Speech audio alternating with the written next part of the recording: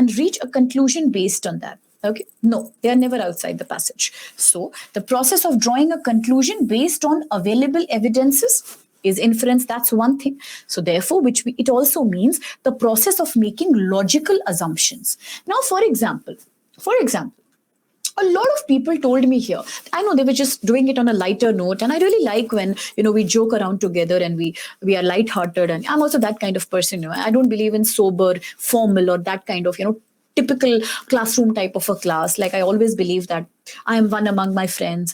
If I could see you people, it's even better. I feel that connection all the time. So it's great that we joke around. But like, a lot of people just told me that, no, ma'am, what if you are taking umbrella because you're scared of getting tanned? Or what if we saw the house messy and it reminds me of irritation? So I know that they may not be very serious. But see, they are also trying to make assumptions. But that's not a logical assumption. A majority will go with a logical assumption that, yeah, we are talking about a weather phenomenon, or we are talking about a young child, because obviously somebody even said pet dog. So while I'm not saying your thinking is wrong, but obviously the chances of pet dog using a diaper are way less, and playing with toys, so many toys, is way lesser than typically a child doing that. So a logical assumption is what really matters here.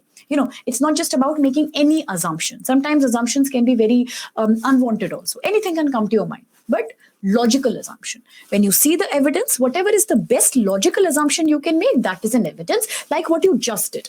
Rainfall, child, baby, some kind of cyclone or weather phenomena. So all those are the logical assumptions that I was talking about. So therefore, inference making is also like devil example also. That was also an assumption, but not a very logical one, really, because then we are going in the supernatural realm, really.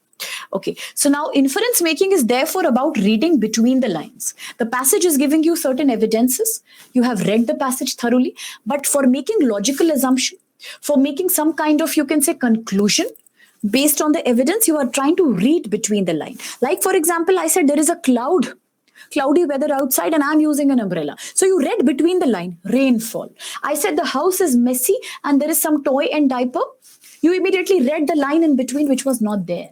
You read it the between line, children or kids. So that's what you have to do in CSAT passages. Do remember. Sounds tough, not easy when we do it with thorough practice. So inference-based questions are opposite of passage-based questions. You can say PBQs are exact opposite of IBQs. PBQs were direct, easy, and right from the passage. IBQs are about only using the passage as an evidence for making another logical assumption or reading between the line. That's what really we have to do. All right. Understood about inference making? If you approve, if you say yes, then I can show you a sample question which you have to do. Yeah. Okay. But the sample passage, one more small disclaimer. I'll talk about vocabulary. Why are you so worried? Once you have met me today, now your vocabulary, your talking, writing command is all my headache, not your headache. Okay. That's why I'm here. So if not in this session, then maybe the last session, I will, as I said in the beginning, I will talk about improving language, vocabulary, written English, written English. Definitely. That's my duty. Don't worry. Question, please. Now, my dear friend, question that I already told you how to differentiate between PBQ, IBQ, and TBQ. I have already told you passage-based, theme-based. Now I will show you inference-based. Okay, one more thing. Before I show you the sample question, how do you identify IBQs? How do you identify inference-based question? That's exactly your question I'm answering, Srinath. How will I understand this is an inference-based question? This is how you will understand. Please focus on the screen. Inference-based question will always ask you, what can be deduced from the passage? Standard words, what can be deduced from the passage? Next standard words, what is the author most likely to agree or disagree with? Next inference-based question, the passage seems to suggest that. The next inference-based question, which is the main implication of the passage? Implication, what is the passage trying to imply? Again, same thing, what's the inference? Most common inference-based question, which you will see in UPSC previous year questions. What is the most logical corollary of the passage? What's the most logical corollary of the passage? What is a corollary? A corollary is when you are trying to deduce something on the basis of given evidence. Same thing, inference making. Next one. What is the most crucial and logical inference that can be made from the passage? Directly it is asking you about inference question. The last type will be, what's the most rational? Rational means most logical inference or implication that you can make from the passage. So yes, it is. So inference based questions will always ask you these few things. Do remember, it can directly ask you to make a corollary, which means implication. It can ask you, what does the passage imply? It can ask you what can be deduced from the passage. It can ask you what is the most logical and the most intelligent or the most rational, most sensible inference that you can draw from the passage. If you see all these kind of questions, then close your eyes and remember that these are all inference-based questions, my friends. All right? And this is how you identify inference-based questions. No other question will ask you this. Only IBQ will ask you this. Corollary, deduction, logical assumption, most logical assumption, most valid implication, most crucial and rational inference. What does the passage imply? All these. And these are typically inference-based questions. I hope no doubts till now. And then now we can proceed with a sample question. Now, before proceeding with the sample question, there is one small warning that I want to give everyone. I'm not scaring you, it's just a warning I'm giving you, that the sample question that we are going to see now is taken right from CSAT previous year. Okay. What does that mean? It means that I do expect that 90% of my dear friends will not be able to do it correctly right now. And ideally, they should not be able to do it. If they do, I will be shocked. I don't expect. Why? Because we have not discussed the 5-step formula as of now. Right now, I have only introduced you to CSAT RC. I have only introduced you to the kind of questions that come PBQ, TBQ, IBQ. I have only told you how to do PBQ, TBQ, but I still have not told you the 5-step formula. And without that formula, I or nobody should expect any student to solve inference-based questions because they are challenging. So I'm just showing you as a sample, how do they look? If you want to do. If you don't want to do, that's okay. Wait for the formula. You want to experiment? You want to do a guesswork? Feel free. But from my side, I have no problem. Even if you don't do it or if you go wrong, you are still most welcome, because after the sample question, the main secret will be revealed, the 5-step formula. So that's the sample question for you. It's your choice.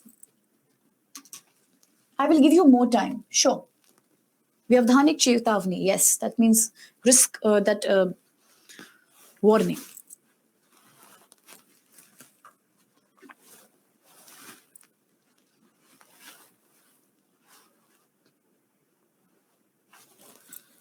Health and nourishment based category. Good.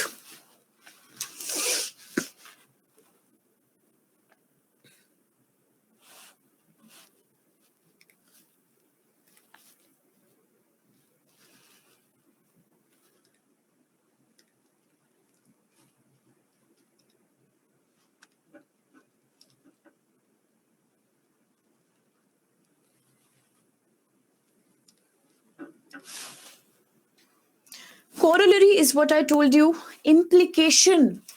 Please, I'm sorry for the disturbance. Go back to the previous slide, everyone, please.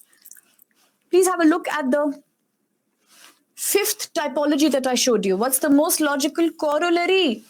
Corollary means what's the most logical inference that you can make from the passage? Inference-based question.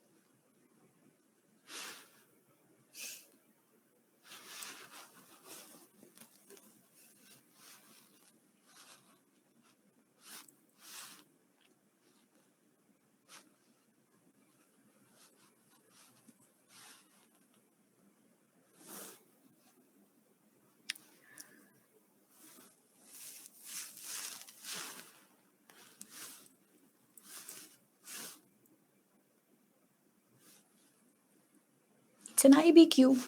That's why 2 minutes. Dictionary you don't need for this. You need 5-step formula for this. Okay, option A has been selected by 53% people, followed by D, which 23% people said. Okay, fine, no problem. The right answer is A. The right answer is A only.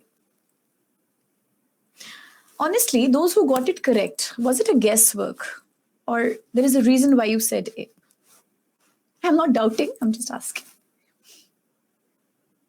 Reason. Okay, that's great to know. Logical guess. I'm so happy. Somebody's saying, yeah, guesswork. Somebody's saying, no. Somebody knows something about the 5-step formula and confusions are going on. Okay. The right answer is A. But it's much easier when we do it with a 5-step formula. Let's proceed with the formula. But before the formula, what if there was no formula in the world? There was no formula existing in the world. Then what could we do? Let's experiment. Why not? Then we'll proceed with the formula. And then you decide. You will tell me through the messages that, ma'am, before the formula, was it easy? Or after the formula, was it easy? You will decide. Let's do it without the formula now. Once we do the formula, again, we'll come back and I'll ask you, which is better, with the formula or without the formula? All right. Let's see the passage. Many pathogens that cause foodborne illness are unknown. The very first line, I told you, when you read the passage, stop at the very first line. It's a rule, you should. And you have to think, what is the passage talking about? Like somebody said, it's talking about health and nourishment. Well, yes, it is. Very good. The theme is health and nourishment. And the passage says that many pathogens. What are pathogens? Now, pathogens are those organisms which create pathology. Pathology, disease, illness. So all those germs which are causing diseases are known as pathogens. All microbes. Now, those who cause the diseases, so many of them we don't even know about. We don't know about them. They are unknown. Why? Because food contamination can happen anytime, any stage from farm to plate. You know that the food eventually, it's about food poisoning. Yes, Omkar, very good. Now, you know that food is always grown in the field, in the agriculture land. Okay.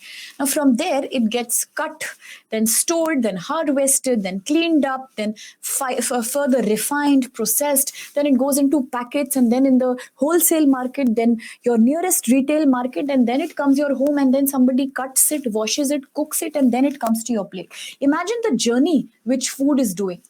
Where it started and where it came. From a small piece of agriculture land to your plate, it has done a very big journey. That too, we are living in globalization. So we don't know where was the food coming from. It's highly likely that we are having a pasta that was grown somewhere near Italy. Maybe we are having the kind of, nowadays we are talking about superfoods. Everybody wants to eat things like, barley, and they want to eat things like, sea buckthorn, and we want to eat things like seafood and all those fancy kind of things like dark chocolate and antioxidants, so many kind of things, So exotic foods, dragon fruit and, passion fruit and stuff. So you can't even imagine where was it grown. A cherry from Japan can come into your plate.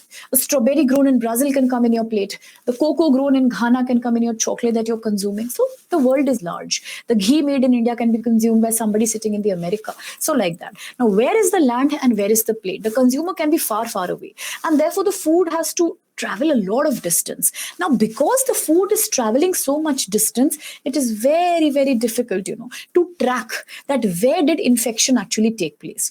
Did the contamination of food happen right during agriculture because of pesticide and fertilizer? Or did it happen when it was stored in the factory, in the warehouse, when some mouse or some other rodent came and bit into it? Or did it happen because there was no proper air conditioning in the supply chain? Cold storage was not there. India, that cold storage is a big problem, and now the government is working on it really. So cold storage could be a problem. Food got really, rotten there. Or some germs, bacteria started developing, it became fungal. Anything can happen, right? Even in the wholesale market, maybe the packaging was not good. Again, it was not stored in AC, so it started the growth of some molds or something. Or it happened in your house. That while cooking, by mistake, somebody used the wrong oil into it, or it was stored for too long, it got expired. You don't know, because the cycle is big. We really cannot track, where exactly did the food contamination happen from farm or the agriculture to the consumer's plate. And therefore, most of the cases of food infection or poisoning go unreported. And hence, we do not know the real scale or the real extent of global foodborne illness that is caused by eating food. That's why it's called foodborne. Anything, jaundice, typhoid, or so many kind of food infections, cholera, rotavirus, whatever. Now, again, the thing is that most of the consumers, say for example, if they consumed a food that caused them stomach pain or diarrhea. Maybe I ate in a restaurant and I got diarrhea. Now, as an aware person, I will maximum go to the doctor and take antibiotics. Hardly anybody, 2% people will actually bother to drag those restaurant people to the court, or file a complaint against them. Or maybe I purchase a chocolate from, say for example, some retail store. It gives me allergy or an infection because I know it was unhealthy product. I will still not bother to go and complain. I think it's too difficult to do that. I'm not aware of my consumer rights. Most people in the developing countries aren't. So I'd rather see a doctor waste my money than actually lodge a complaint. So therefore, you cannot exactly report what is the level of food poisoning and disease. Now, improvements in international monitoring have happened. International monitoring means the international agencies like the World Health Organization, Indian Medical, you can say, Association, and all these people, they are trying to really monitor the food better now. They are creating awareness, consumer awareness, producer awareness. They are creating investment in supply chain, cold storage, refrigeration, but still there is a huge problem. Despite some public awareness, because there is globalization and food is traveling so much, the consumers are becoming very vulnerable to risk of food poisoning. Vulnerable, sensitive, or very, very prone. It can happen to them because they are exposed to global food. They can eat anything coming from anywhere, and therefore they are more vulnerable to food. So it is a kind of paradox, because the scale is large, nobody can regulate and track the infection.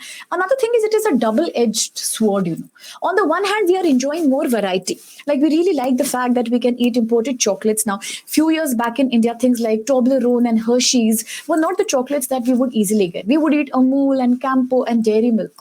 Today, you see what all chocolates are coming. Earlier, nobody could hear about those chocolates. Like we didn't even know they used to come. You see, chips also, the new version of Lay's are coming. Every product, every food product.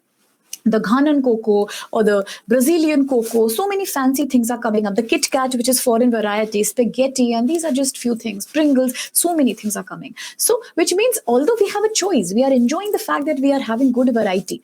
But at the same time, we are also exposing ourselves to risk. And a similar statement is made here by some official of World Health Organization that we have the world on our plates, which means on our plate, we can have everything from the world. Italian pasta, Ghanaian chocolate, the macaroons from France, or the croissant from France, or the noodles from China, or the soup from London. Everything is available, But the problem is it has made us more sensitive to food infection because the cycle is huge. So now the question is a very inference-based one. You have to identify the most important. Somebody got hungry and everybody became hungry after this discussion. So now, which is the most logical corollary to the above passage, which means you have to draw an inference. Don't think too much. When you see a word like corollary, you have to do an IBQ, which means the passage is just about evidence. The passage is just about certain points made to you. Now, based on this point, you have to reach the most logical conclusion, logical assumption like a detective, just like you did there. Rain and child, same logic applied here. You have to read between the lines. A, with more food options, come more risk. If we are getting more variety in food, we are also experiencing more risk. B, food processing is the source of all foodborne illness. Now, my question to all of you, did the passage talk about food processing anywhere? If yes, please show me where. I'm begging out of you, show me where. Did the passage say food processing is causing all the problem? Or the passage is saying globalization of food and the variety that you are getting is causing all the problem? It was not there. Then why you said it is the right answer? It could not be. C. we should depend on locally produced food only. Okay. I agree this is confusing. Now, while the passage is telling you that due to the fact that you are being given the choice of food from all over the world, and you have all foods on your plate at a global level, from a global perspective, everything is available for you to eat. But it's at the same time, because the cycle is huge, maybe from an agriculture piece of land in China, it is coming to your plate, or maybe it is coming from in New Zealand to your plate, you don't know. Because of this large cycle and the traveling that the food is doing, you are exposed to more infection. That's the problem. So what do you mean if that's the problem? It means that it is a paradox. We have a choice also, but we are suffering also. And that is exactly what the main point of the passage is, that the globalization of food is the main source of all the evil. But the passage has not spoken about any solution to the problem. Did the passage tell you that which is the solution to this problem? The passage only said that the government is trying to regulate, international agencies are trying to now create public awareness, and they are doing better international monitoring. But did the passage suggest you any solution for this problem as such? Because it is right there in front of you. It's right there in front of you. The passage has out and out spoken about food contamination. It can happen anytime. You see from the beginning. What does the passage say in 3 points? There are many germs that cause food infection, food poisoning, but we don't know how many because the cycle is large from farm to plate. And although the international agencies are creating awareness, but still most of the cases are unreported because it's a huge problem. And the consumers are becoming vulnerable because they have a more choice. The passage is out and out talking about the problem only. Where is the passage suggesting a solution? Where? That a good solution could be that please avoid eating food that is imported. Please avoid eating food that is coming from global supply chain. Please avoid eating food that is not grown in your own kitchen garden. Where did the passage say this? Now, can anybody show me? Please, can anybody show me? I beg out of everyone. Nowhere. Anybody else? Apart from Shreya? She says, nahi hai, it's not there. Anyone else? It's not there, right? Then, if it's not there in the passage, then why did you take torture in your brain? I can say everyone's answer. If I start reading every comment, then what happens? You will feel ma'am only talks. She doesn't, she's not really helping us through the passages. So therefore, I don't do that, but I'm reading everything. Okay. A paradox is a situation where you are talking about an irony. An irony it means that you are saying that two opposite things are happening, two opposite things. Paradoxical situation, opposite situation. While an oxymoron, it is a figure of speech. Generally, it is used in poems, and it's used in essay writing, and it's used in other literary expressions. An oxymoron is a situation where you use two opposite words right next to each other. For example, shallow deepness, bright darkness, loving anger. What is happening? You are using two different expressions right next to each other in the same, adjacent words. And that's a figure of speech oxymoron. While paradox is about opposite things. Okay? All right. So now, if C was not mentioned anywhere, nowhere the solution the topic is talking about, then why did you take headache about C? Now let's go with D. Globalization of food production should be curtailed. So while no, it cannot be taken as food, processing, Saurabh. Why? Because from farm to plate means so many things. It could mean harvesting the crop, cutting the crop, storing the crop, washing the crop, cleaning the crop, then later, maybe food processing is one part of it. But it doesn't mean that food processing is the source of every foodborne illness. All. It doesn't mean like that. So we cannot presume that. Now, D says globalization of food production should be completely curtailed. Curtailed means stopped or controlled.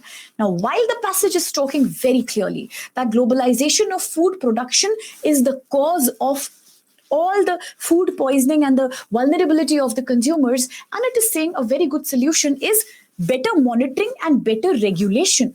But it is not saying that you must stop or curtail globalization. I don't think anywhere the passage has said that we need to curtail or stop globalization, or we need to eat only locally produced goods. No passage will really make a stand like you should stop globalization. Globalization is the heart and soul of modern day economy. And despite the fact that after COVID-19 pandemic, a lot of countries feel that globalization is not a good thing really, but generally nobody really says, that globalization should be stopped. It is not possible also because countries are so deeply interdependent upon each other.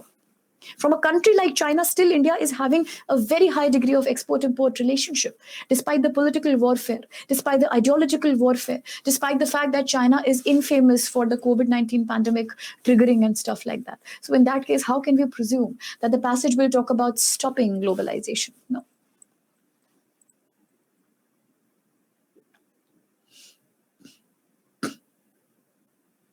Okay, so therefore, D can be curtailed as well, making A the most valid answer. Now, this is all we are doing without the formula. If you know the formula, you will do the same question in 1 second, like with the pat of a finger you will do. But still, even with the formula, we have to, really think, and think logically that why will A be the valid choice? Because that's the main point the passage is making.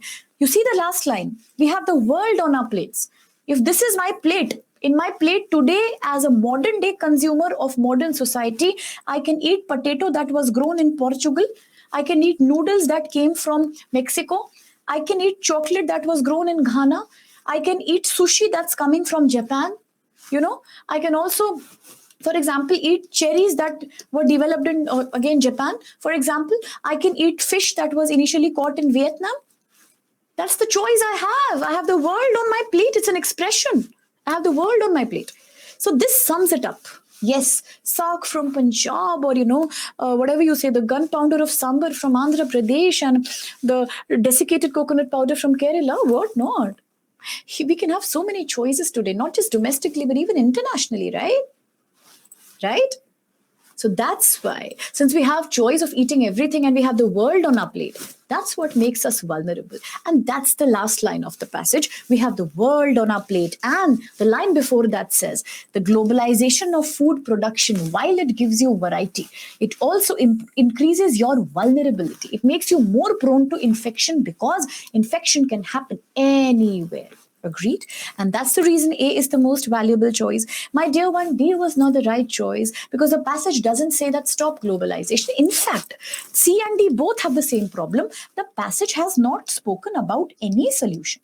No, the passage just said that, yeah, okay, fine. We are trying to create better monitoring. The international agencies are trying to create public awareness. But at the same time, it is very difficult to trace and regulate food. No solution the passage has given you, then why are you taking the headache of giving the solution? I am a big foodie. Why are you taking so much tension if the passage is not saying that?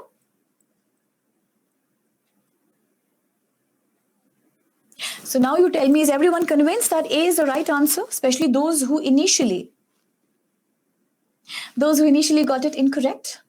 No tensions, only happiness. Yeah, logically also, you're right. Nobody would say that, please stop globalization. But that's weird. Not me, I am with B. Okay, you're with B, that's okay, but that's your personal belief. Okay, we should not eat processed food. It causes things like insulin resistant, it causes hypertension, it causes weight gain, obesity. Agreed. But here it's not your personal opinion. No, it's about the passage's opinion. And the passage has not exclusively or explicitly mentioned food processing is the source of all food disease. No, maybe it is a part of it, but definitely not every food illness. Okay, so with this and with this passage, now, yes, let's begin now with our very, very famous and well-known 5-step formula. Okay, let's start with the 5 golden rules. But a lot of my friends are saying, ma'am, let's come back to the rules after the break now. You have spoken about food. Every kind of food item you have spoken about and you have triggered up a hunger. So we're hungry now. So, we really cannot continue and let's have a break and come back to the golden formula. No problem, we can do that. The 5-step formula is also known as the golden formula of CSAT passages. The reason why this formula helps you is that it saves your time in a very big way. Second thing it helps you is it helps you understand how to read the passage, because reading the passage is also a style. Sometimes people just read the passage and they just read it so quickly that they miss out on the main points. And then when I ask them, they will say, "You said read the whole passage and I read it. What should I do now?" So that's the problem. Where exactly to focus upon, which to exactly neglect, those kind of tricks and those kind of tips come when you learn the golden formula. The third best thing that this golden formula does for you is that in general as well, not just in comprehension, but otherwise also, it teaches you the art of understanding the main content from any text, whichever text you read in the world. Even if it's a topic, it's a chapter from GS, it just helps you with that. And the third thing is, the formula tells you what is the real meaning of reading comprehension, which means it tells you the do's and the don'ts of reading comprehension really very well. So that's precisely what it does for you. Now, having said this, since just 5 minutes to go from 6, somebody is saying I'm going to have noodles, somebody is saying I'm going to have something else. Yeah, somebody's saying I'm more conscious of the golden formula. Somebody wants momos. Somebody says it's more interesting than FIFA for me. But that's good. That means I'm successful. So my main thing is that people should say that yeah, FIFA is not so important, but CSAT lecture is, and I think kudos. That's the victory. That's victory. So fine. Since everyone is hungry and everyone's appetite has really worked up, let's then have a break. All right. So we'll have a break now, and let's have a 15 to 20 minutes break. I think that works for everyone. So let's come back at 6:20. I think that should be good. All right. 6:20, we'll come back and then I'll introduce you with my sacred, remember, secret and sacred golden formula, the 5-step formula for reading comprehension. So take your time, eat, enjoy, and enjoy your food and come back and I shall see you right after the break. I will improve my handwriting. Now it's become much better than before. Earlier it used to look like ECG report. Now at least we can read it, but I'm still working on it. I'll improve my handwriting. This formula is only for CSAT reading comprehension, more specifically for based and inference based questions. Because for passage based, anyway, you don't need any formula. They are so easy. Break till 6:20.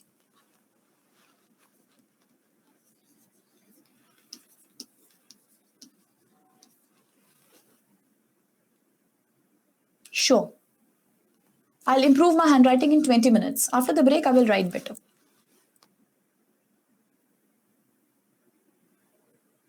It will. Hindu editorials are very helpful. Yes. Enough gossiping. Now, ma'am, can we start the break? Yeah, ma'am talks too much. Okay, 6:20, I'll see you back. Take care.